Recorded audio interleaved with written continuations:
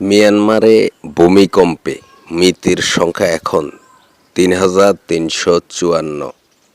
মিয়ানমারে ভয়াবহ ভূমিকম্পে নিহতের সংখ্যা বেড়ে ৩,৩৫৪ জনে দাঁড়িয়েছে বলে জানিয়েছে দেশটির রাষ্ট্রীয় গণমাধ্যম। গতকাল তাদের দেওয়া হিসাবে দেশটিতে এখন মৃতের সংখ্যা ৪,৮৫০, নিখোঁজ ২২০ জন।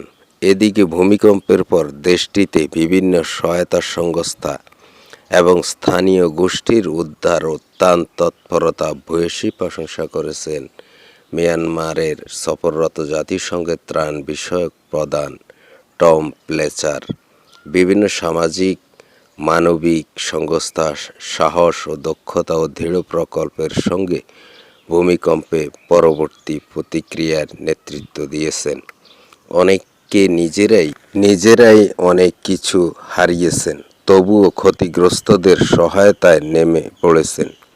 সোশ্যাল মিডিয়া প্ল্যাটফর্মে এক্সে দেওয়া এক পোস্টে তিনি এমনটাই বলেছেন বলে জানিয়েছেন বার্তা সংস্থা রয়টার্স। প্লেচার শুক্রবার রাত কাটিয়েছেন ২৮শে মার্চ আঘাত হানা ৭.৭ মাত্রার ভূমিকম্পের উপকেন্দ্রের কাছে অবস্থিত মান্দালয় শহরে। ভূমিকম্পে মিয়ানমারের দ্বিতীয় বৃহত্তম শহরের ক্ষয়ক্ষতি সবচেয়ে বেশি হয়েছে।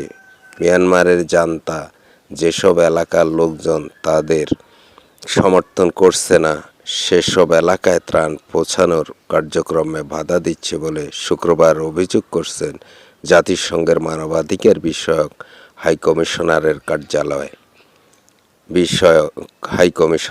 বিমান হামলা সহ বিরোধীদের উপর জান্তার চালানো ৫৩টি হামলার খবর নিয়ে তদন্ত শুরুর কথা জানিয়েছেন তারা। এর মধ্যে ১৬টি হামলা বুধবার যুদ্ধবিরতির ঘোষণার পর হয়েছে বলে অভিযোগ উঠেছে।